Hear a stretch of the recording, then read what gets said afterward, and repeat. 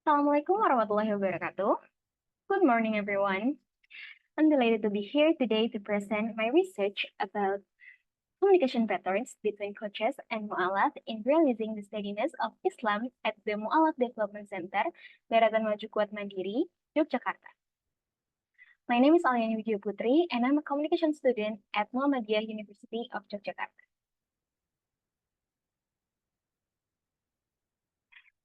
In the modern century, Islam, especially in Indonesia, has constantly been growing rapidly, and this has been marked by a significant increase in the number of converts in recent years. Yogyakarta, as one of the centers of religious and cultural studies in Indonesia, also experienced the same trend, with the number of converts growing every year. Someone who becomes a convert believes in the goodness and truth of Islam. However, due to the need for more knowledge about Islam, there are certainly many complaints related to the concern and problems faced by converts. So, appropriate guidance are needed for converts. Several problems are often faced by someone who has just converted, such as disharmonious communication with family and the surrounding environment, and shyness and lack of confidence from converts to ask questions or consult with the coach. Shyness and lack of confidence sometimes make the intensity of communication with the coach less effective. Mualaf Daratan Maju Kuat Mandiri is a self-help coaching program that has a central location at the Nurul Asfar Mosque, Yogyakarta. For a long time, Nurul Asfar Mosque has often been a place for converts from Minggir Sleman and Yogyakarta. However, due to the absence of intensive converts coaching, 10 converts felt hopeless and decided to return to their old religion. Armed with this experience, Mr. Darum, as the head of the converts guidance, initiated building the Muda Makudiri Converts Guidance in 2018. Now, Muda Makudiri currently has 54 converts, which previously only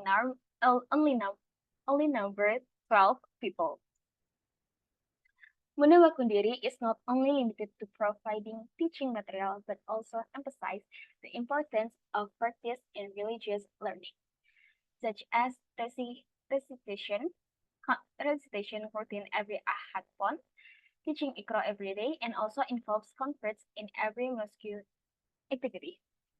With the increased number of converts assessed by Muda Makudiri, researchers are interested in knowing the communication patterns mentors use to assess converts. Next, methods. This research adopts a descriptive qualitative approach to explore the unique characteristic of the coaching process for converts in the Muda Makudiri program. For data collection, this research combines two data collection techniques, named in-depth interview and observation. The data analysis process includes systematic data collection, data reduction into a more structured form, data presentation in narrative or visual form, and drawing meaningful conclusions. Last, to ensure the validity of their research findings, researchers use data source simulation techniques, namely the combination of data obtained from various points of view. This research employed communication patterns theory to analyze specific communication patterns within the program. Data was collected from 5 informants, 2 mentors, and 3 converts. Top-down communication. The findings in this study state that top-down communication plays a very significant role in helping converts achieve religious stability in the Muda Makudiri coaching program. Good downward communication can motivate and encourage individuals to continue learning and developing. The 3 respondents interviewed consistently state that the materials and guidance provided by the coach had contributed significantly to their understanding of Islamic teachings. Effective communication is key to conveying information clearly and purposefully. In the context of coaching conference, effective communication between coaches and conference becomes the foundation for transferring religious knowledge and building strong faith. Bottom-up communication. Although top-down communication dominates the coaching process, this study reveals significant two-way communication dynamics. The coaches in the study state the converts were actively involved in the learning process by asking questions and sharing the difficulties they face. Two-way communication is important in monitoring the program. In addition, two-way communication is important to ensure tasks are carried out as expected.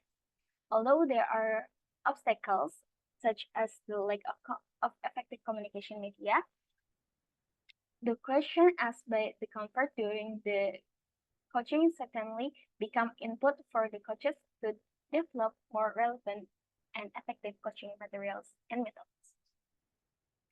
Horizontal communication. This research reveals that one of the areas for improvement in the Muda Makudiri Conference Coaching Program is the need for horizontal communication. Meetings between coaches only during routine coaching. Meanwhile, the converts from different villages also have little opportunity to interact with each other. The absence of communication groups, such as WhatsApp specifically for coaches or converts, hinders horizontal communication. At the same time, interaction between group members is very important to provide emotional and social support. In addition, open communication encourages members to collaborate and respect each other. To increase the effectiveness of the conversion development program, efforts needs to be made to increase the intensity and quality of horizontal communication. Informal communication. Although Muda Makudiri's conversion program has a formal structure and schedule, informal communication often occurs outside official activities. More casual interaction, such as personal consultation or social activities, are allow coaches and converts to build closer and more personal relationships. Every informal communication can minimize misunderstandings and can build positive interpersonal relationships.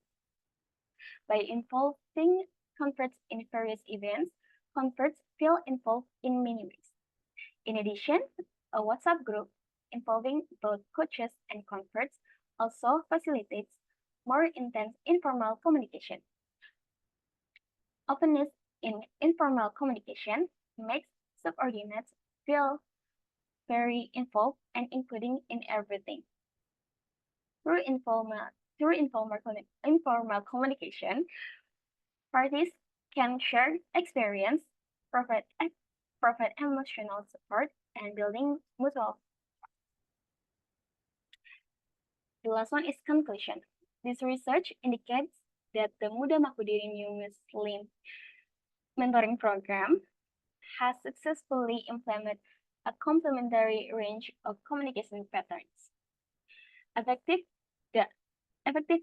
top-down communication for knowledge transfer, bottom-up communication enabling feedback, and informal communication fostering positive relationships have created a conducive learning environment.